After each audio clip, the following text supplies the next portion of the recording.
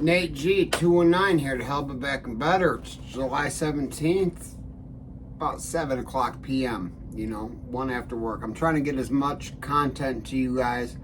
My goal to reach 1,000 is getting there. I'm at 400 and some odd subscribers. Let's get it up there. Hit that like and subscribe and support that channel if you'd like. Please, much help is needed. But anyways, today I'm gonna just cover some feelings that a man endures while inside prison. One of the feelings, mostly humiliation. Some of the things that we endure while incarcerated are just beyond humiliating. I've seen guards point and laugh at a man's junk. Ha ha ha, look at that, what are you gonna do with that? And just humiliation to the degree that it's sad. I'm gonna tell you about my most humiliating time while I spent in prison. In my 4 to 5 years in prison, just say 4 years of actual prison time. It's not county time and all that added up. I've done between 5 and 6 years between county and prison. 4 in prison. So, okay, while I was at Lakeside, ISO, Indiana State Prison outside facility, that's the minimum medium level 1/2 camp. That's outside of the wall of the maximum security prison. That's the first place I went to after our diagnostic center. So after I went there, go to Lakeside is what we called it, ISO. Lakeside is its nickname. So a lot of people want to go there. It's a very small camp, 300 some odd people. There's only 3 dorms, and you get the same privileges, or a majority of the privileges the maximum security inmates get. Like your own television if you got the money to pay for it, which back then was $180. You got a 13-inch amped, clear, flat screen television, but hey, man, got me through some times.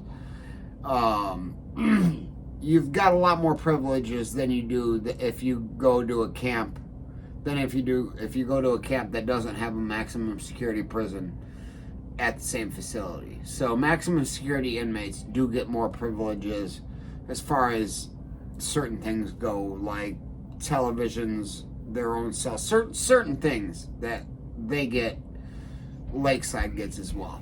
So, having being at Lakeside, I had it pretty decent, but it was still a level 1/2. There was a lot of short timers, and I'm talking people doing less than 6 months, maybe a year, and they're going home. So they don't give a damn what happens to them. They don't give a damn if they stay there. They don't give a damn what happens. And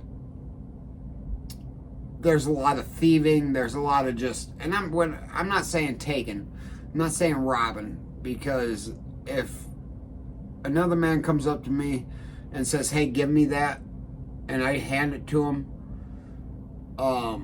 he didn't take anything from me. I gave it to him. Now, if I fight for it, he had to take it. And he's going to have to take it with force. That's the rules. If you just hand it over, you're a hoe. So one day, myself and my bunkie, we went to lunch. And we were in West 1 at Lakeside, which is the idle dorm, disciplinary dorm, the dorm that you first go to if you've got a big case, not a whole lot of time. Like I had a B felony, I got a 10-year sentence, 4 suspended, so I had a 6-year sentence in prison.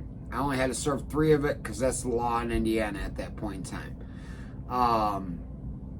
We went to lunch, and my bunkie,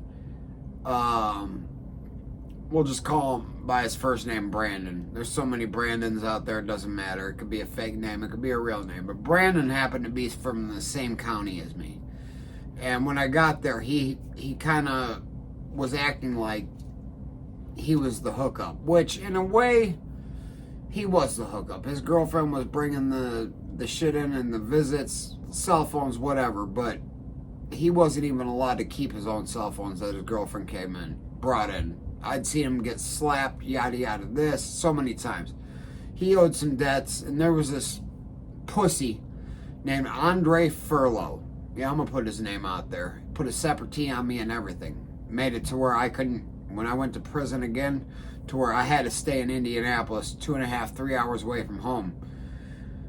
Because if he did not put that separate T on me, I would have been able to go to a certain prison and be home. But one day, Brandon and I go to chow lunch, and we come back, and his CL20s are missing. Well, most people are stealing from Brandon because he doesn't do anything about it. But most people also didn't know those were my CL20s because I paid a debt to get him not to get beat up. And I said, all right, I'm going to pay this $25 debt for you, but those are mine. So they were left out just like every day. And, hold on, time out. I had to quench the thirst. So they were left out just like every other day we went to chow. Come back, they're gone. And there's one or two people that stayed back at the dorm that decided not to go to lunch. It wasn't a requirement. So, but one of those people was a known thief. We were always warned to watch what he does, and in recent weeks other people had noticed certain things coming up missing, small things. Now, CL20s are headphones. They're a headphone that you can buy. They're really good headphones. Got a lot of bass. And if you go to prison in Indiana and a lot of other places in the country, that's what you want, the CL20s. So I had a pair of CL20s. I just acquired them. And I came back from lunch, and now they're gone. So I knew who did it. I should have just went and cleaned him up when he was doing laps around, acting like nothing happened. I should have just went and jaw-jacked him then. But because he was affiliated and certain people knew I was affiliated, I had to go to the correct people to make sure this fight was sanctioned, that I'm not going to get jumped on, he's not going to get jumped on, nothing but a fade's going to happen, a one-on-one fade. Well, the rules were supposed to be straight hand-to-hand. 7 seconds into the fight, he knew his hands had no competition for mine. His hands were like a 3-year-old swinging hands with Floyd Mayweather. That's the comparison. His hands were so garbage that I was reaching out and smacking him. But he had some reach and he had some size. I mean, this boy worked out 2 times a day. I mean, he was so dumb that he believed his girl was pregnant with his kid 11 months after he was locked up. I mean, just that type of dumb. So you know what kind of strength he had. I'm just putting that out there. Andre break. Man, that fool snatched me up like I was a rag doll. And like an idiot, like against all training, I put my arm out to break my fall. But I wrapped him in a left arm guillotine, front naked guillotine, one-armed. So when he slammed me, all that did was put force on his Adam's apple, and he tapped out.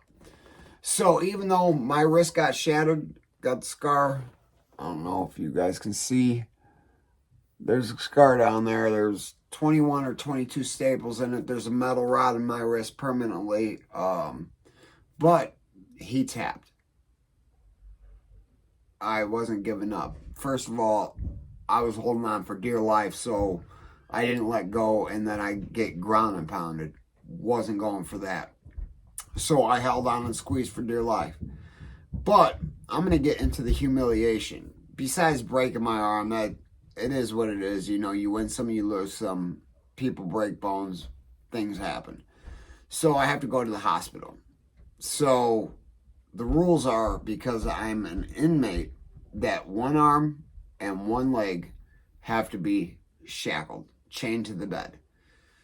I've got a shattered wrist in one arm. the shattered wrist, I couldn't scratch my ear, let alone try to escape or anything whatsoever with.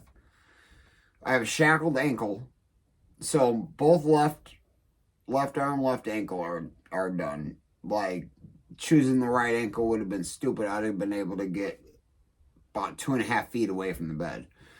But this is just where the humility starts. All right. So a lot of people that have had surgery know before surgery you have to urinate in a jug.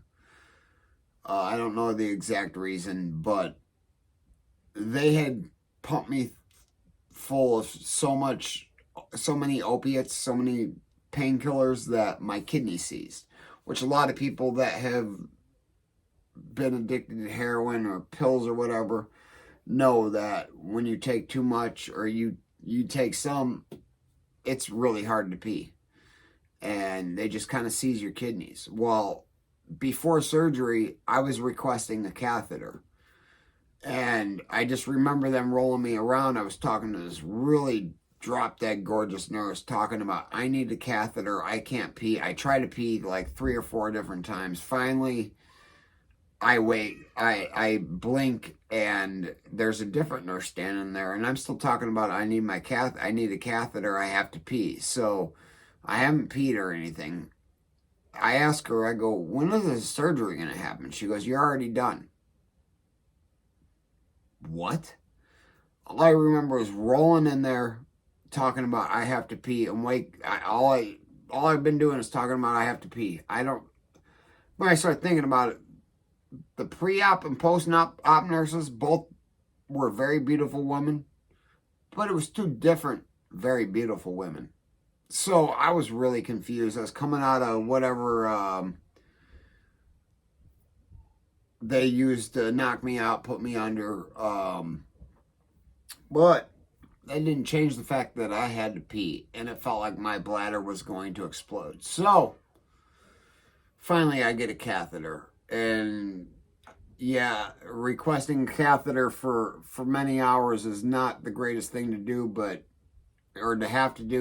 man, when it came, it was like heaven.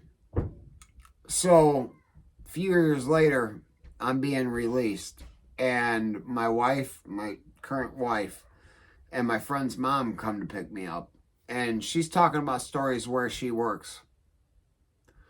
And she says St. Anthony's in Michigan City, Indiana, and that she handles the inmates between Indiana State Prison and Westville Penitentiary. So anybody that has to go because of broken bones or whatever ends up going there. And we got to talking, and she turns the radio down, and she goes, did you have to request a catheter? Well,